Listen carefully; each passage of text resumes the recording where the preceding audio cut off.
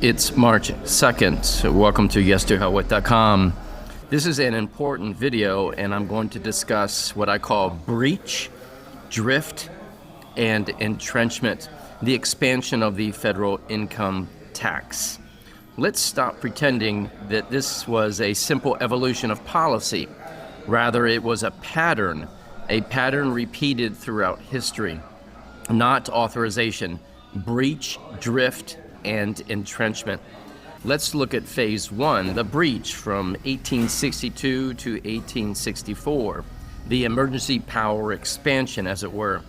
Before the Civil War, the federal government funded itself primarily through tariffs and limited excises on defined activities. It did not depend upon the recurring earnings of ordinary citizens. Then came war. Under emergency justification, Congress reached directly into personal earnings, not as a tax on a specific transaction, not as a duty on imported goods, but as a recurring claim upon a man's livelihood. It was called temporary and it expired. But the boundary, and listen to this, had moved. The federal government proved it could reach wages, build the internal revenue districts, and demand disclosure, enforce collection nationwide, even though the tax lapsed in 1872. Something permanent remained, and that is precedent. The psychological barrier was broken. That was the breach. Then comes phase two, the drift, in 1913. Removal of structural restraint, as it were. When the 1894 income tax was challenged in Pollock, apportionment stood in the way.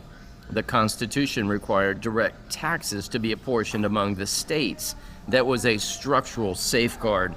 Instead of respecting that barrier, the 16th Amendment was, quote-unquote, ratified in 1913.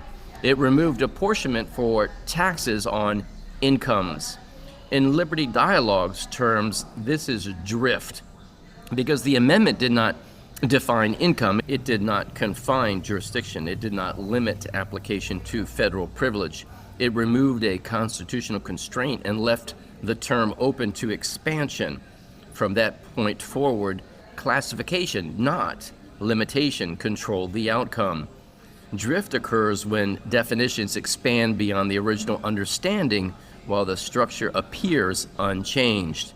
That was the drift. Now we look at phase three, entrenchment, 1942 to 43. Administrative normalization of presumption, as it were. The decisive shift came during World War II.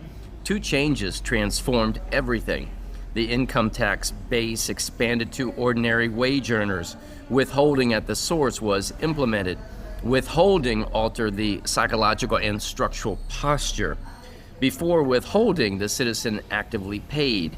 After withholding, the system extracted. Before, authority had to be exercised visibly. After, compliance became automatic. At this point, the presumption of liability embedded itself into daily life. The tax was no longer exceptional, it was structural. Challenge no longer began from authority, it began from compliance. That is entrenchment. So we have a pattern: breach, drift, entrenchment. Emergency expands each. Definitions expand scope. Administration makes it permanent. 1862 to 1864, 1913, 1942 to 43. Now, the issue is not whether statutes exist. The issue is whether constitutional authority was originally limited in a way that has been reclassified, expanded, and normalized beyond its boundary. Drift moves the line. Entrenchment hides the movement. And once presumption replaces proof, authority no longer has to justify itself. It is presumed. That is the structural concern. And as always, may truth reign supreme.